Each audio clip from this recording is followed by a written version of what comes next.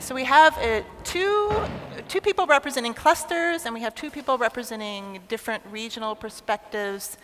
Well, there are three different regional perspectives, and both the cluster and the regional authority perspective.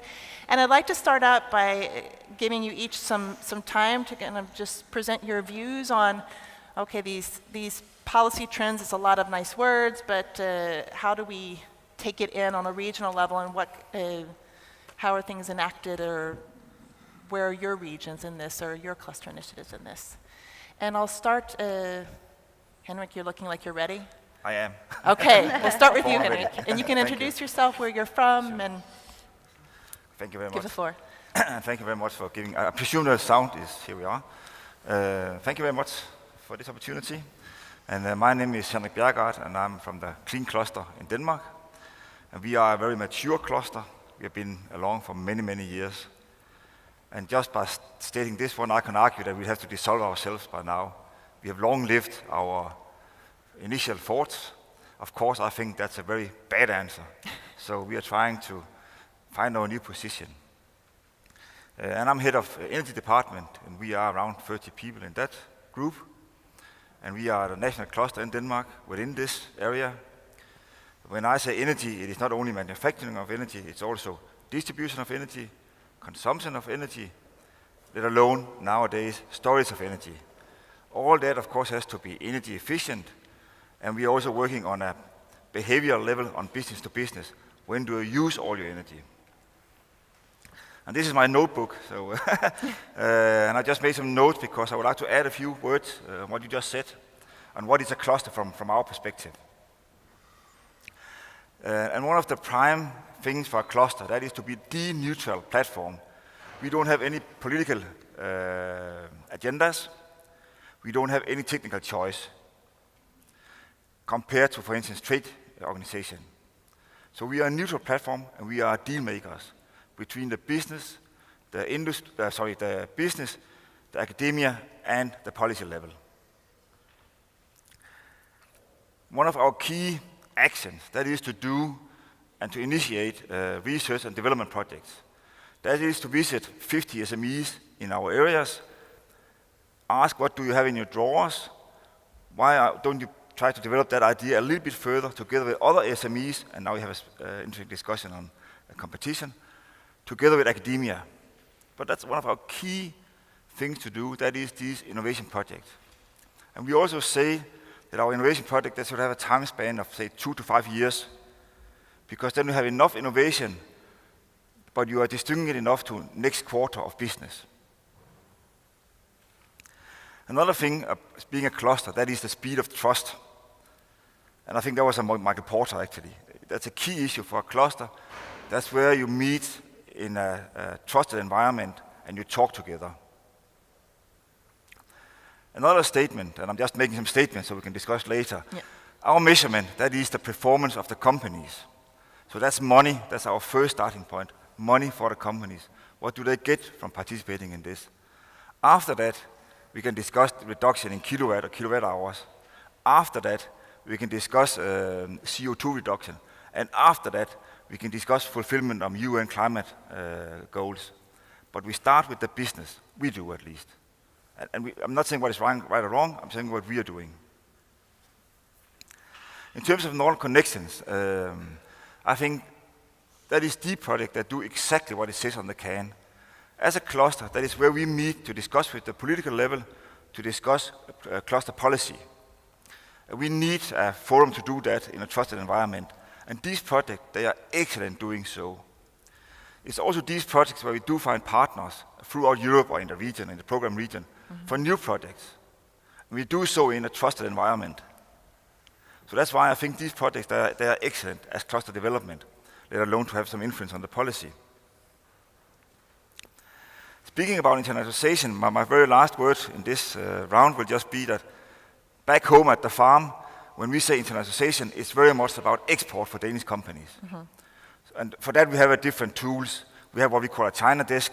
It is a desk where small and medium-sized companies can go to us, founded by regions, and we'll take them to China, very specific opportunities in China within, in this case, pollution of soil. And also what we are trying to start up with some success is what we call a clean solution, where we take each, a challenge for Danish companies that they're too small, of course, to export. So instead of exporting a product, we try to export solutions. And like Porter, we have been discussing that for 20 years plus, that we need to export solutions. So what we're doing with this initiative is to find some leads, form a consortium, and then try to take these people together to this opportunity. And then we say, at some level as a cluster, we say, okay, business is close enough, not us anymore. We also do some research or some findings on, say, new business area. The last one we did is together with the northern part of Germany and southern part of Denmark on what we call industrial electronics. And industrial electronics, among other things, includes batteries. So that includes energy storage. So that's an area which is really, really growing very fast. And we have a strong company position. So we do have a real cluster in Denmark and northern Germany. We have something like 40,000 plus jobs in this region. So we need to gear up the university in this region to work more close together with the companies, with us as a deal maker. So we did that recently and got some money to build some more facilities around this. So that was my, I guess, 2 minutes. 2 plus. We'll 2 plus. do it roughly. And finally, I'd like to introduce Leon. Say, hey, Leon. He's also from Clean if you want to discuss with, about Clean, what is Clean and all that. So. Great. Thank you. I'm going to give everybody some minutes, and then I'm going to start asking a bunch of questions. And you guys in the audience also prepare your questions. You're going to get your chances as well. So, Gerrit, I'm mispronouncing your name, but... Yes, just say Gerrit. Gerrit. If you can't pronounce the G properly. In the Dutch, in the Netherlands, you would say Gerrit. Like you don't say Groningen, but you say Groningen. We have to warm up over a beer or something like this.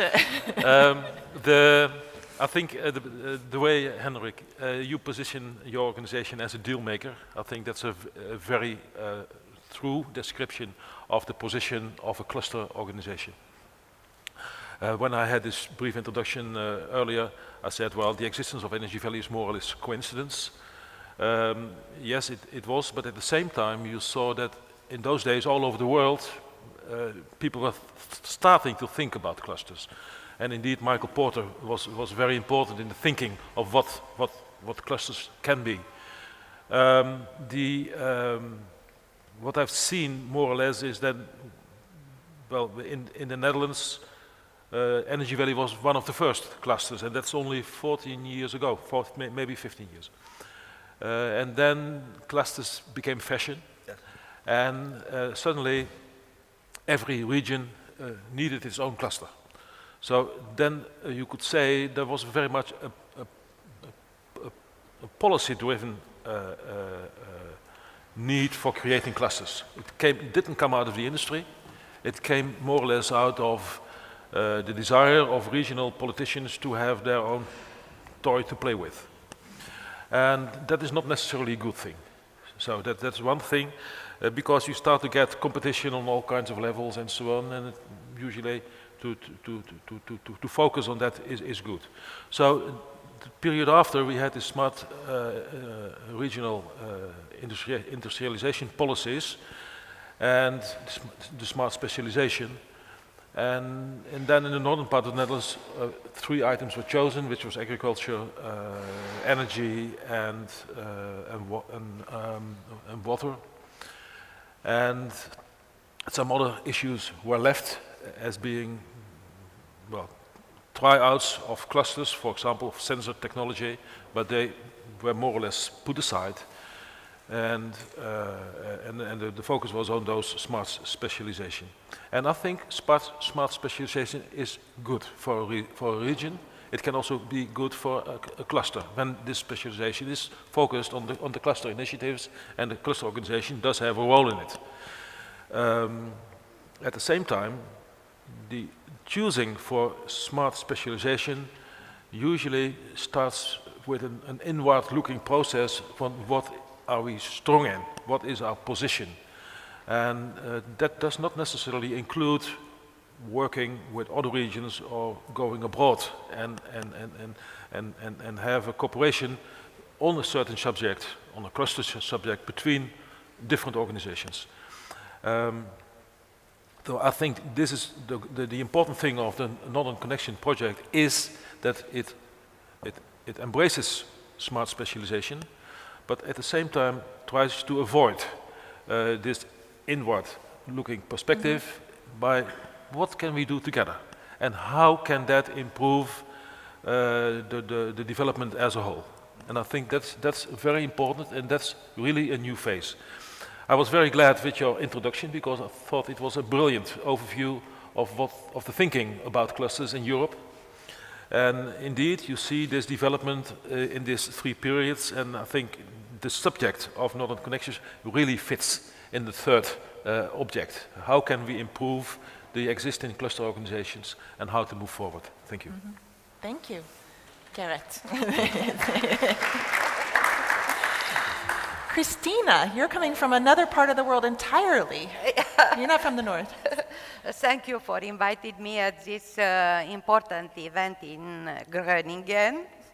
I'm trying to present shortly the situation of cluster policy in Romania. I initiated the first cluster policy in Romania in 2009 with the assistance of GTZ of Germany. And today, Romania is in elaboration of a new industrial policy and new cluster policy based on smart specialization strategies included in national competitiveness strategy and together with in collaboration with 8 Romanian regions. In Romania, there are big differences between the 8 regions. In the top is the north-west region, where around Cluj Innovation City, clusters are part of eco-innovation system. And they apply very well the concept of clusters 4.0, where industrial transformation, where clusters are involved in industrial transformation by digitalization, and waste are used as resource in circular economy, and also key enabling technologies are very present: robotics, nanotechnologies, biotechnologies, and so on. And also young people are involved in creative sectors and cultural sectors. At the opposite side, we have other regions, for example, southeast regions, where clusters are not so involved in networks, in industrial transformation. This aspect will be mentioned in the new industrial policy and also cluster policies. I mentioned that Romania has today 92 clusters, out of which 10 gained silver level, 1 is prepared for gold level, and 32 gained bronze level.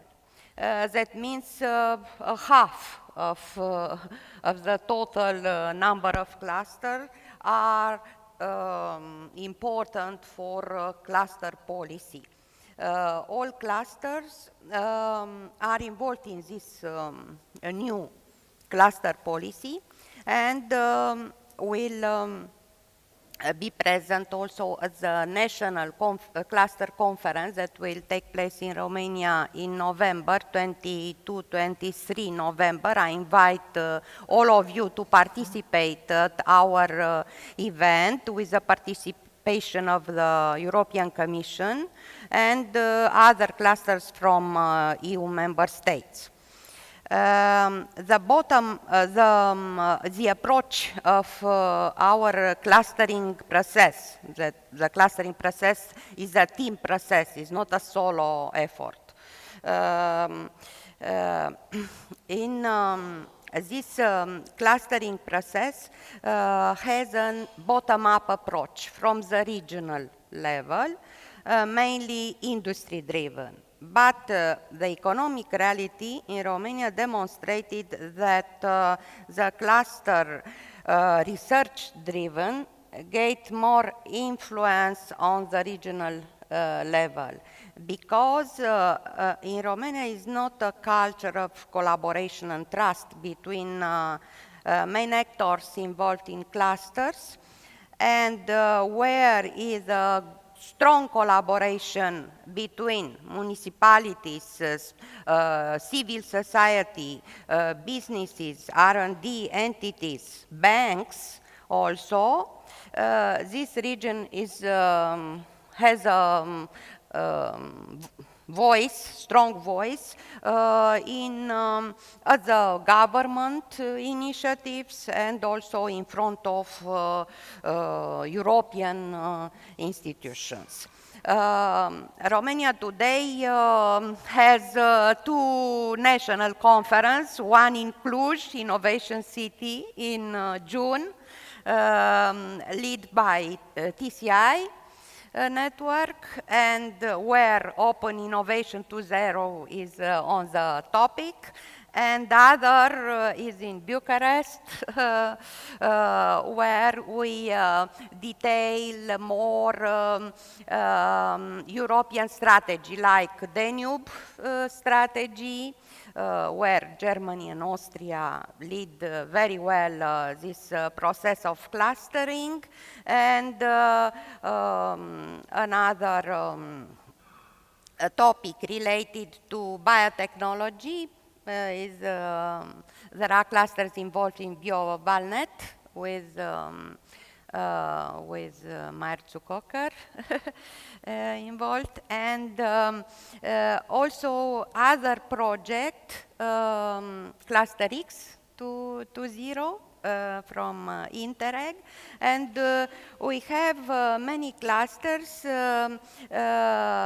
involved in different networks, EU networks. Cluster House Southeast Europe Network. Another is Adriatic Danubian Clustering Networks in mechatronics, in logistics, in agro-food, in modern housing, where green energy cluster and Rosen cluster from Timișoara are very strong. They gained silver label, and is a good opportunity for me today to establish good relations with cluster in Green Valley, here in Energy Valley, because the exchange of best practices between clusters and collaboration between clusters is the key of our success. And it's very important, this collaboration between clusters from different regions of the Europe. Innovation is a challenge for many of our clusters, because, as you know, in innovation scoreboard, Romania is a modest innovator. But as I mentioned, there are big differences between the regions from the north of Romania, from Transylvania, and the regions from the south. Another challenge is attracting SMEs in clusters. Only 1,400 SMEs are members in clusters. Is a problem to attract productive SMEs, not SMEs acting in trade or in different services. And because universities and R&D institutes are very strong involved in clusters. From 92 universities in Romania, 29 universities are involved strongly in clusters, and they initiated projects for clusters. And the transfer of best practices and of technology is very well developed. Another problem is the support of municipalities to develop clusters for their brand, for brand of the regions also, and is very important. Another problem is financing of clusters because our clusters gained labels without financing, public financing, I refer, regional financing. They used only their own resources and European funds from operational programs. And is a problem, the financing, also for internationalization of clusters. Mm-hmm. It sounds like you have a very broad portfolio of activities and a broad kind of range of clusters, and I kind of make the contrast between Energy Valley, you're saying that in the region that kind of went through a focusing phase and Yes. focusing on fewer areas. And sounds like in Romania there are some places that are more focused, and then there are others that are still in mobilizing to try to get other actors engaged. Yes, and things like this. another catalyst factor are multinationals, because we have sector like automotive where multinationals are present in clusters, like Renault, Ford, Continental, and they create a network of clusters in automotive, and also in opposite we have a network of clusters in textiles with domestic investors. Yes, of course. And it's interesting to exchange best practices between these two sectors. Yes. But now clusters try to apply a cross-sectoral approach. Yes. That means textiles and waste management and other smart textiles and so on. Yes. Smart topics. Yes. Thanks, Christina. Thanks. Anu, last word back to Northern Netherlands and kind of contrast the situation here. I'm Anu Manikam. I'm from Hansa University. I'm at both the International Business School and the Center of Expertise for Energy. So, and I'm also actually, well, with the invitation of SNN to be sitting here, so thank you very much. I was asked to do two things, actually. On the one hand, talk about Northern Netherlands, but because Gerrit was on the panel, I said that I'm also happy to talk about a little bit more on the broader, on the European policy, cluster policy, because I think that that's also important. You picked up a lot of things, but I have a few things that I think I would like to add to that, because we're sitting here with, I understand, 15 different participants from different regions, and EU policy, cluster policy, what I think is really important is that the diversity of European regions, and even within a country, that I think that that's a very important challenge that we need to take with us. But what's more important, and I'm happy that Gerrit talked about it, is that the world is changing. I think that what we need to understand, and I think that that's why the role of clusters and cluster organizations and cluster policy can be more important, is that because the world is changing, the world is becoming more interconnected. We need to understand, even as we develop strategies for clusters, that we need to understand, on the one hand, that how can we develop strategies that fit into this changing world. And on the other hand, acknowledging the significance of history and the region-specific. So the smart specialization policies have been very important to help regions to be able to focus on where they are good at. But there is also a pitfall in there that we may be moving too much into a focus where we forget to use the diversity, and differences are very, very essential for me. So if I look at the Northern Netherlands, and one of the things I think that we've done very well, if I look at it's called the Plus van Noord, one of the vision strategy documents that we had some time ago, the provinces in the north looked at what are the different clusters we have and how can we combine them. How can we make use of the differences in these different regions and also the different clusters and sectors that we are here. And I think that that's a very important part, that we also understand that differences are critical and crucial in developing good cluster strategies. And when I talk about differences, I think one thing that's also missing in current cluster strategies and EU policy, although it's coming up very slowly, is the role of civic society. And this has to do with the business, changing business model, and I think that later in the second panel we're going to be talking about that as well. But the mood of consumers and the place of consumers and citizen needs has to be a very important part of cluster policy and strategies. And I think one of the things that we're already seeing at the European Union policy, but it's not been today explicitly mentioned, is the role of grand social challenges. Cluster policy has to, I am convinced that it has to connect with the big challenges that society has. So the EU Horizon 2020 talks about it. Cluster policy is implicitly in there, and I think that we need to take it on board very, very explicitly. So what Entrance is doing here, and Energy Valley as a whole, is looking at the needs of energy and the energy transition.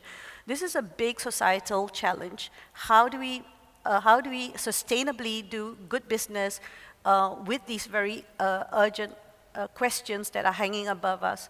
So, and clusters can then be an accelerator of answering those questions. So to that extent, I think that what we're doing here in Northern Netherlands, but also in the Netherlands, I think that's interesting. And connecting to that, what the Dutch, and this is also very interesting, the Dutch government has chosen a sector policy as opposed to a cluster policy. So whilst my colleagues sometimes have been very envious that, you know, in different parts of Europe, clusters have been very strong, part of a national strategy, the Dutch has chosen to take the sectoral policy and identifying key sectors as being very important in doing that. And I think that that's also a very important part of what we're doing here. And you can say perhaps there's an overlap between those the sectors that we have chosen as being key, that there's an overlap with the grand challenges, it has an overlap with the key enabling technologies. So we use different words, and which is, I think, also important to acknowledge that we deal with the same issues. We deal with how can we support our small and medium enterprises to go international, how can we get innovation in a accelerated. So we deal with the same issues, we use different words, but that's also very important to acknowledge, and I hope actually that in the discussions that we have now and later today, that the different regions with their differences are also going to bring that on board. How can we better use each other to move forward? And I think that that has to be the key issue. One last thing that I really need to do, and just because that's a little bit where I'm focused on, is looking at it on a more systemically. I think we really need to look at how are things interconnected? How are clusters connected to national policy? How is it connected to decisions at European Union? How is it connected to the consumer movements, which is for energy a very big driver of change? So the interconnectedness of all these different systems and the interconnected of the different systems with each other, for me, I think is also very important that we start looking at that also for the European Union. I think I'll stop there. Yeah. Thanks. There's a lot of food for thought here. Thanks. A lot of things have jumped up for me that I want to tease out, but I've been talking a lot, we've been talking a lot. I want to open it up first to you all from the floor. If there are any questions in the audience that you want to raise to any of the panelists or several of the panelists. Rima? Thank you very much. First of all, it was very interesting to listen from different perspectives about clusters, their development. I have a question to Harriet, but perhaps also panelists would like to contribute. You mentioned that you already identify yourself like in the third development phase, which Emily listed like the last, the best. So can you identify you as an Energy Valley, also as a part of Northern Connections? What is the key of importance for the development of your cluster for future? What kind of tips can you say that this is for our cluster? It's the most important things, like few of them very precisely. Thank you. I would say that as a cluster, you know, it is like you are walking in the dark and just finding your way by touching the walls and so on. And of course, in our development of 14 years, we have had different perspectives and we have chosen different roles. In the first one, we had a very broad idea of stimulating energy business as a whole, which includes conventional energy like the gas, natural gas and power. So we have been evaporating all kinds of ideas and doing lobby and doing acquisition work to attract that kind of business. Later on, we focused more on renewable energy. And then there are different levels that you are active in, and one is on just helping the entrepreneurs, just standing next to them, giving advice, which can be technical advice, financial advice, bringing them in contact with other companies. Then, of course, you are also a platform where you bring people together. And then the outcome has to be a self-defining process. It's not that we are giving the advice, no, it's just on certain subjects you bring people together and there is some kind of community in which things start to vibe and people get active, get enthusiastic and are moving their companies forward. Then there is activities on the program level. So then you just decide, we think, for example, that biogas, green gas is an important issue for the future, and you start working on programs and collecting all kinds of projects that fit into that program. And then there is, of course, also the things at the policy level. So sometimes you have to lobby for certain laws or certain changes of laws. You have to lobby for government money, not for an incidental project, but just for a development on the long term as a whole. And what we have seen is that what we have seen is that if you start doing that, you enter a dangerous area. Because there might be a competition with, for example, provincial governments who do have a certain role in that. So that is really a tip. Leave the policy level to the politics, to the politicians, more or less. And the other thing is that if you start working on programs, it is important, because if you have a program all the time, new developments come up, new companies enter into your program, and it can really be a force to develop things. At the same time, the subjects become so large, and there's always so much new initiatives coming in that you have to manage, that really that starts to be a problem in itself. So even when you work in a programmatic way, it is very important to stick close to the things that you really want to do and not let the things blow where the wind goes. I think that's really interesting the way you presented it. It brings me back to one of the kind of dynamic between something that Anu said and something that Henrik said in the beginning. Your main focus is developing these innovation projects, and the competitiveness of firms and firm performance, that's the basic thing that you do first. Yep. And then once that is in place, then you can start thinking about these societal challenges. And it's kind of, and you presented it in a similar way, Gerrit, that it's kind of, okay, your basic role, the main role that you have focus on always are the competitiveness of your firms. And then you have this higher other role that you, if the first role is taken care of, then you can start dealing with these more program, system solutions, more challenging. Well, actually, and how do you balance these things? How do you balance these different roles? Actually, then I think the others should add their views.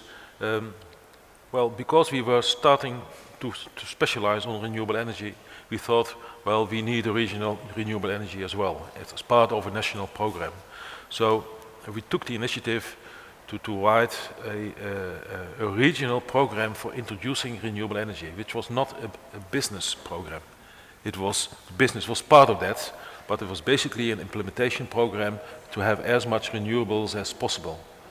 And I think there we made a mistake, because there we left the pure side of creating business and deals, and we went into an area which can you see as a general climate policy, which we were not able to control, basically. And why were we not able to control? Because there was a strong position of the regional governments as well. And they wanted to play a role in that. So after having then written this program, there were new elections, and the new regional ministers really said, well, we want to cut this program, and we do not want one regional program for the northern part of the Netherlands. We are provinces, and every province is going to make its own program. And so really, I think as a cluster organization, we have overstressed ourselves by being too ambitious in that field, and cluster organizations should really stay where they are for, and that's business development, and being, as you say, the deal maker. I'm interested, Henrik, do you see these things as a kind of first this and then this, or how's the balance? Is there a trade-off, or do you see these things working together, both functions? I certainly see the things working together. The trick for us was that our focus initially was energy efficiency. And that's universal. Whatever is societal changes or green transition, energy efficiency is so basic within that scheme of things. But we will certainly also have a journey going a little bit broader into taking starting point of societal changes, also because they're so interesting, both from an intellectual level and from a personal level, that you instantly get sucked into this issue. But you forget your businesses. And by us, we forget our members. And so we have to get back to our members and say, why are we here? But then we can certainly use these as the marketplace. And we do that. So that's how I see it. And that's why I take the travel from the money of the company to the UN climate goals. They fit well together, but it certainly has to be managed and, in our perspective, from a business point of view. Mm-hmm.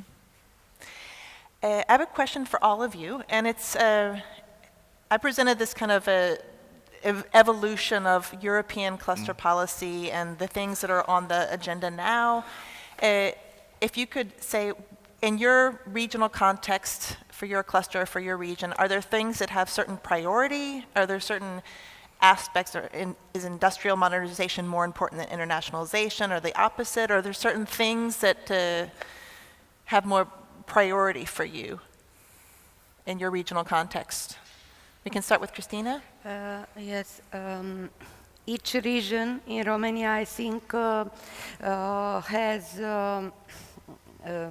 different priorities. These priorities are mentioned in the smart specialization strategy. Cluster policy is mentioned, but is not a solution. This must be implemented effectively, this policy, and must support this clustering process and implementation of these priorities. 1, 2, 3, or 4 priorities, not many, because it's a temptation to mention many priorities without an action plan to implement with measures to implement an activity, and no results after 1 year or 2 years. A region, for example, the Northwest region, is concentrated now to implement Innovation to Zero and Cluster 4.0, this concept, and they concentrated. There are not many clusters there, only 7, but there are world-class clusters, not emerging cluster or so on, no. But we have other regions where we have many emerging clusters, and I don't have if their life cycle will be long or short, because they don't identify very well the priority of industrial sector. Because the Romanian society must understand very well that digitalization of industry is a challenge of today, and we need skills and competencies for this, training of cluster management for this, and in implying of eco-innovation, of social innovation, new concepts on European level are very important, but a proper implementation of this concept are very important for policy. Focused implementation then of the with smart specialization part. monitoring instruments. Yes. With monitoring instruments, yes. How about, do you see kind of a priority sticking out? Well, I think it's what I think need to make a distinction, and this region is it's 1/3 of the country. It is a peripheral region. We have very strong holes of economic hotspots and developments, but on the whole, we could be clustered as a lagging region compared to the west of the country, and I think that this is something that is also very important for us to address. That when you're in a lagging region or where economic growth is difficult, we have regions, very specific regions within the region that are shrinking economies because of demographics, because of brain drain. Young people are moving away. They're in a very vicious cycle. And I think that this is one of the reasons why there's a lot of effort in the north to try to have to give an impulse or catalyst to growth. And the clusters and the initiatives like what's happening here, another and I think this is something I would like to mention, that next to another big important development the last years is the IT hubs. We've suddenly, we've got, Googles and, IBMs coming here. We've got the 5G development here. That's a very important development to, once you have a little bit of a success, you see that it pulls, and success brings success. So suddenly this campus, this place which was full of sheep, has entrance, and entrance has, brought together a lot of other things. And this is very, very important to have success, and especially in regions that are trying to catch up, and to not only catch up, but to get to be even better. That we have a bigger challenge sometimes than, say, regions that are already successful. And I think that clusters are important, and a lot. And there's just one thing I want to say, and we've said this in the 2014 EU cluster meeting, that too much of cluster policy at the European level was focused on excellence and successful clusters. But what they forget is that regions like ours are very important, because there's a lot of big potential to contribute to innovation and economy, because we have different strengths and we have different spaces, which, in very crowded cities you don't. So engaging all types of innovation activity, and even not the biggest or the best or the leading. Yeah, I mean, so it's good that we are focusing on excellence, cluster excellence, and the labels which Christina mentioned is very important. It's really pushing people towards getting better, but we must not forget that there is value in places that are perhaps not yet reaching the excellence, or which have not yet got to the place where we want to be. So it's a nice little dichotomy between focusing on certain areas, but also not forgetting that there's other activities to be done. Gerrit, would you like to add anything on the different priorities for the region to what Anu has said? For the Energy Valley organization, which is in the process of merging at the moment, the the cooperation with our partners and with scientific institutes in this region is important. But for the region as a whole to be successful, it is extremely important that the different economic instruments are tuned well with the cluster approach. And what we see at the moment is, especially because of this thinking about smart specialization and the analyses that have been made in that kind of thinking, is that instruments are splittering. What you see, for example, is that they say, well, you have to work crossover because that is important. Or people say, from a smart specialization point of view, it is important that the whole value chain is connected, or that you have a certain level in the development of a product, and then instruments like subsidies and project instruments are fine-tuned to that little thing. And in practice, if you talk with an entrepreneur, he just has an idea and he wants to realize it, and he needs money. And then you have to go to all these addresses where they have the special budgets and regulations and so on.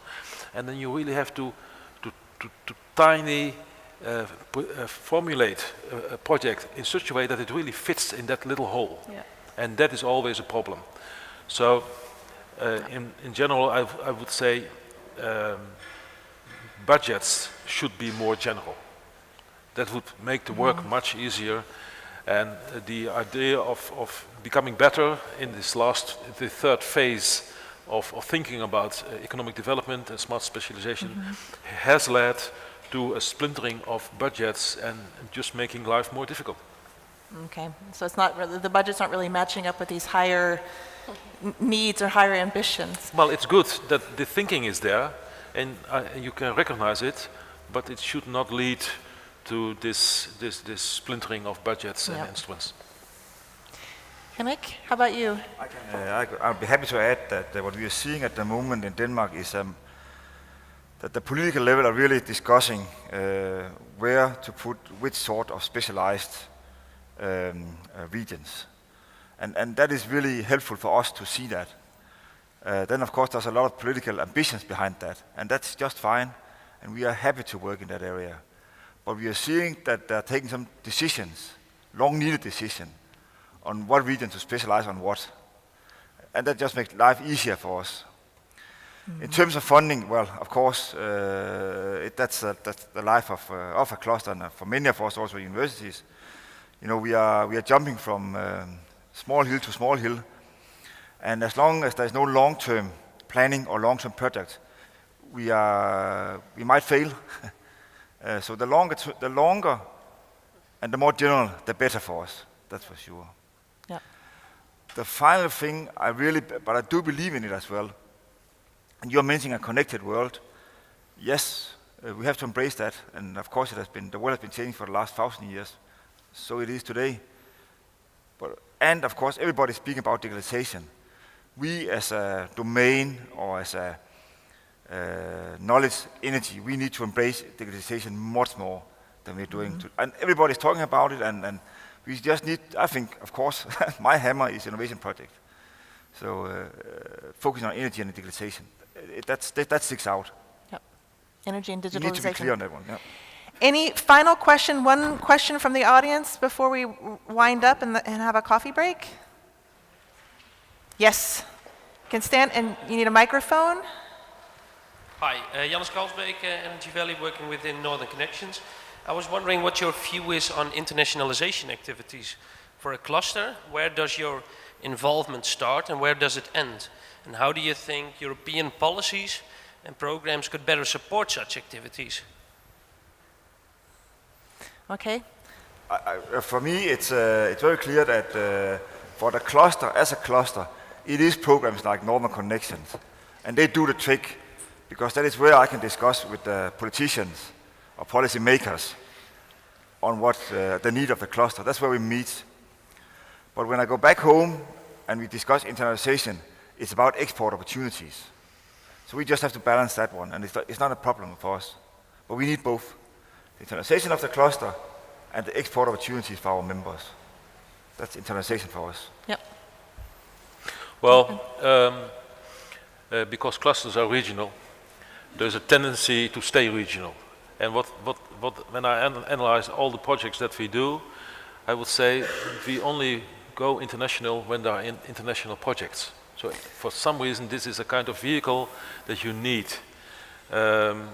So I think it's very good that in Northern Connections we are thinking about ways to develop this further. And certainly I'm very curious to see the outcome of this discussion and find ways how we can put regional money that is meant for regional development and regional and local companies together in an international framework which is more natural than many of the Interreg programs and so on. Great. I'm going to try to wind up some themes that have stood out in this discussion. I think that the trends of, okay, clusters are still mostly about promoting innovation and firm performance. That's still the focus of cluster policy. Yet, it's very evident that cluster and regional policymakers are looking to these more outward-looking, both hooking up internationally to find partners internationally, using international partners as a catalyst to upgrading their own activities. So internationalization and interregional collaboration are also an important part in addressing these, making these system solutions to address societal challenges, but that's kind of like the higher goal if you have a hierarchy of goals.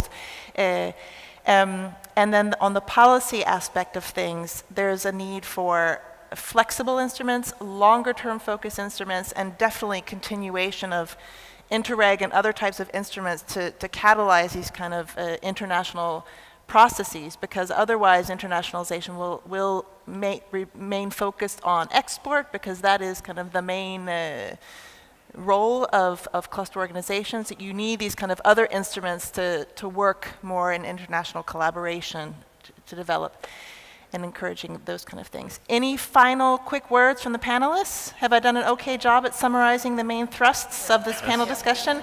Thank you very much.